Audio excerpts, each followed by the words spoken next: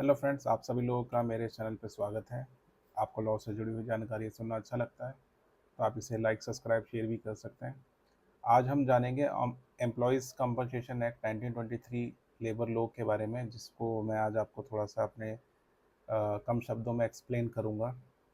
तो इसमें ये क्या है, कर्मचारी मुआवजा अधिनियम 1923, इसके पहले इसे कर्मकार क्षतिपूर्ति अधिनियम के नाम से भी जाना जाता था। भारत में एक महत्वपूर्ण श्रम कानून है।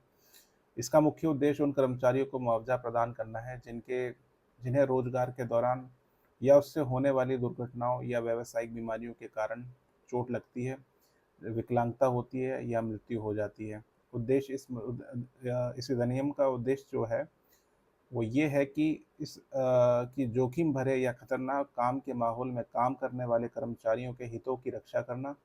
ये सुनिश्चित करता है कि कार्यस्थल पर होने वाली चोटों, बीमारियों या मृत्यु के लिए श्रमिकों को मुआवजा मिले, जिससे अदालती मामलों को जटिल कम और कर्मचारियों को जल्द और आसानी से मुआवजा मिल सके।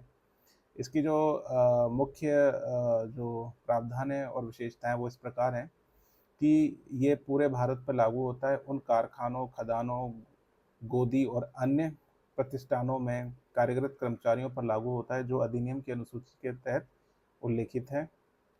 ये उन श्रमिकों पर भी लागू होता है, भले ही वह 4,000 मासिक से अधिक वेतन पा रहे हैं। हालांकि वर्तमान में मुआवजे की गणना के लिए 15,000 तक दी गई है, जो कि पहले 8,000 थी।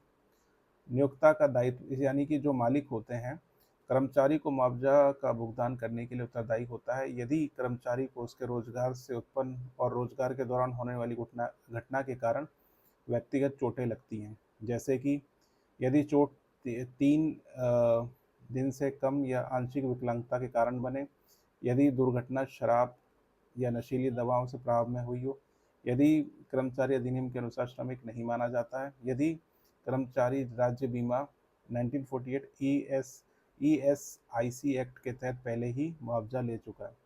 अब जो चोटों का वर्गीकरण है वो इस तरीके के, जैसे दोनों आंखों की रोशनी जाना, हाथों पैर को गंवाना, एक उंगली कटना, जैसे कि आंशिक रूप से अस्थायी तौर पे, जब कर्मचारी अस्थायी रूप से भी काम करने में असमर्थ हो, और जब कर्मचारी अस्थायी रूप से कुछ काम करने में असमर्थ होता है। तो इसकी गणना कैसे की जाती है?